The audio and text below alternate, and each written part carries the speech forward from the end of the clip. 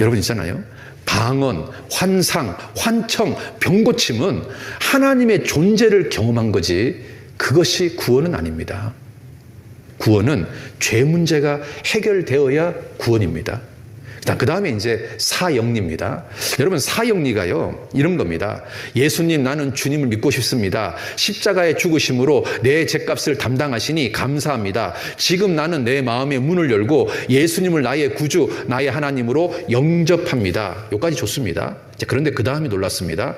나의 죄를 용서하시고 영생 주심을 감사합니다. 내가 하나님을 영접합니다라고 말했는데 영생 주심을 감사합니다가 딱 됩니다. 여러분 이게 무슨 말이냐면 내가요 하나님을 영접합니다라고 기도하는 순간 구원이 탁 됩니다. 그러면 구원을 결정하는 것이 누가 하는 거냐면 내가 하는 겁니다. 이게 맞는 말일까요? 여러분 구원은 하나님이 나를 잡아주는 게 구원입니다. 내가 하나님을 붙잡는 것은 구원이 아닙니다. 영접 기도는 내 편에서 하나님을 붙잡는 겁니다.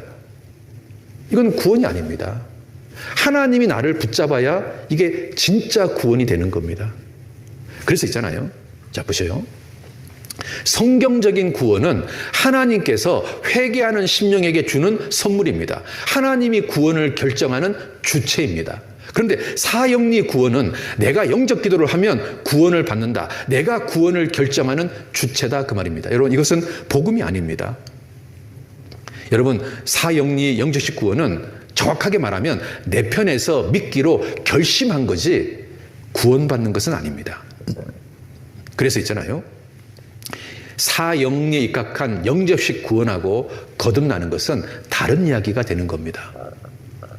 그런데 많은 교회가 사형리에 입각한 영접식 구원을 구원이라고 가르치니까 가짜가 많아지는 겁니다. 제가요 어느 교회라는 말은 안 하겠습니다. 정말 우리나라 최고로 큰 교회, 그 교회 설교 영상을 잠깐 본 적이 있습니다. 이 목사님이요 설교를 다 하고 난 다음에 이렇게 말합니다. 자, 이번 주에 새로 오신 분 자리에 일어나세요 했더니 한 20, 30명 이렇게 일어났습니다. 그랬더니 목사님이 자, 저 따라 하세요 하는 거예요. 그 뭘 이야기하냐면 아까 읽었던 그 사형리를 이야기하는 겁니다. 근데 그분들이 따라 했습니다. 그랬더니 뭐라고 말하냐면 이 목사님이 자, 이제 이분들은 하나님의 자녀가 됐습니다. 박수로 축하해 줍시다 하고 박수를 쫙 쳐주는 거예요. 불과 1분 전에는 지옥 갈 사람이었는데 목사님 말씀을 따라해서 1분 후에 천국 가는 사람이 됐습니다. 이게 영접식 구원입니다. 여러분 이게 맞습니까? 이게 진짜입니까? 이게 가짜이지 않습니까? 대한민국에 이런 사형리에 입각한 영접식 구원이 너무 많습니다. 그러니까요 너무 가짜가 너무 많은 겁니다. 자, 그 다음에 또 하나는요 이겁니다. 성경이 사실인 게 믿어지고 그 다음에 회개하고 그 다음에 제사함을 받습니다. 그런데 이제 억지로 성경을 배우잖아요. 그러면요 막 졸립니다. 그래서 막 떴다가 눈 떴다가 봤다가 졸았다가 또 떴다가 막 이렇게 이제 하는 겁니다. 그러니까 기본적으로 억지로 들으니까요 회개할 마음이 없습니다. 그리고 듣다 보니까 이 죄사함, 이 복음이 인정이 되는 겁니다. 아, 이게 복음이 무슨 말인지가 알겠어요. 그러면 사람들은요 이게 구원이라고 인정해 주는 겁니다. 그런데 이게 구원이 아닙니다. 회개가 빠지면 이거 구원이 아닙니다. 그냥 머리로 답을 아는 거지 구원이 아닙니다. 여러분 있잖아요. 그 월리안 부스가요 회개 없는 구원이 판을 칠 거라고 예언했는데 정말 우리 시대에 회개 없는 구원이 판을 치고 있습니다. 여러분 수도꼭지만 있으면 물 나옵니까? 안 나옵니까? 안 나옵니다. 여러분 세계 1차 대전이 끝나고 나서 이제 회담을 하는데요 중동에 있는 큰 부족 족장들이 회의를 하기 위해서 프랑스 파리에 갔습니다. 이분들이요 파리에 있는 아주 고급 호텔에 이제 묵었습니다. 그 샤워실에 들어가서 수도꼭지를 딱 트니까요 세상에 뜨거운 물이 나오고 찬물이 쫙 나오는 거예요. 이 중동 사막에서 물이 귀한 곳에 살다가 이 수도꼭지를 보니까 문화 충격을 받은 거예요. 이분들이요 회의가 끝나고 고향 땅에 가기 전에 몰래 수도꼭지 하나를 빼가지고 가방에 넣어서 이제 갔습니다. 그리고 이제 자기 부족원들을 다 모아놓고 드디어 내가 물 문제를 해결했다고 그러면서 수도꼭지를 탁 틉니다. 물 나와요? 안 나와요? 안 나옵니다. 마치 우리 시대에 많은 기독교인들이요, 수도꼭지 믿음을 가지고 있습니다. 답만 아는 거예요. 답만. 여러분 있잖아요. 저수지와 수도원과 수도꼭지가 연결되어야 물이 나오는데 저수지하고 연결도 안 돼 있고요, 수도원하고 연결도 안 돼 있고요, 그냥 수도꼭지만 있다면 물이 안 나옵니다. 이것을 답만 아는 겁니다. 답만 아는 거. 머리로 답만 아는 거. 여러분 이거 구원 아닙니다. 왜 구원이 아니냐면 회개가 빠져 있지 않습니까? 중국 사람들은요, 안전벨트 티셔츠를 입고 있습니다. 안전벨트 매기 싫어가지고요. 마치 이런 거하고 똑같습니다. 우리가요, 말씀을 들으면 사람들이요, 말씀이 마음을 딱 찌를 때 두 종류의 반응이 있습니다. 첫 번째 반응은 말씀이 마음에 찔렸을 때 이를 가는 사람이 있고요, 또 한 사람은 우리가 어찌할꼬 하는 사람이 있습니다. 말씀을 듣고요, 이를 가는 사람, 이 사람은 구원받기가 정말 어렵습니다.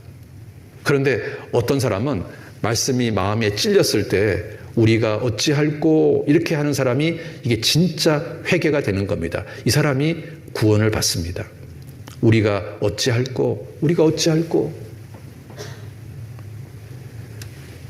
저는 89년도에 이 복음을 처음 들었습니다. 제가 첫날은 술을 이렇게 먹고 말씀을 들었습니다. 사연이 좀 있었습니다. 정말 술이 이렇게 취한 상태에서 온몸에는 담배 냄새가 쩔어 있는 상태에서 첫날 말씀을 들었습니다. 제가 하나님이었으면 아마 저를 내쫓았을 겁니다. 그런데 하나님은 저를 내쫓지 않으시고 말씀을 들을 수 있는 기회를 주셨습니다. 정말 신기한 건요, 술이 이렇게 취했는데도 그 말씀이 너무나 마음속에 와닿았습니다. 제가 둘째 날부터는 술 안 먹고 말씀을 이렇게 잘 들었습니다. 하루 이틀 계속 듣는 데 있잖아요. 성경이 사실인 거 앞에 제 마음속에요, 야 이거 큰일 났네, 이거 어떡하지? 이 성경이 사실 아니야, 하나님이 계신 거 아니야, 천국 지옥이 있는데 나는 영락없이 오늘 죽으면 지옥 가는데 이거 어떡하지?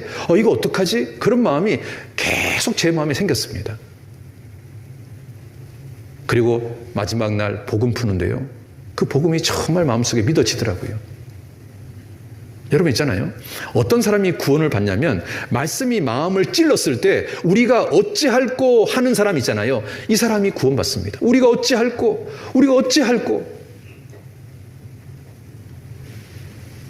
베드로가요, 우리가 어찌할꼬 이 사람들에게 이렇게 말합니다. 회개하고 죄사함 얻으라. 여러분 구원받기 위해서 회개가 필요합니다. 세리가요, 이렇게 회개했습니다. 가슴을 치면서 하나님이여 불쌍히 여기옵소서, 나는 죄인으로서이다. 하나님이 이 세리를 구원시켜 줬습니다. 여러분 구원받기 위해서 회개하는, 통회하는 심령이 필요한 겁니다. 그런데 회개하는 것도 없고 답만 알고 사형리 입각하고 무슨 환상이나 환청이나 방언 경험을 의지하면 이게 전부 다 가짜 구원이 됩니다. 그러니까 가짜 구원이 되니까 여전히 마음속에 두려움이 생기는 겁니다. 마음의 평강이 생기지 않는 겁니다.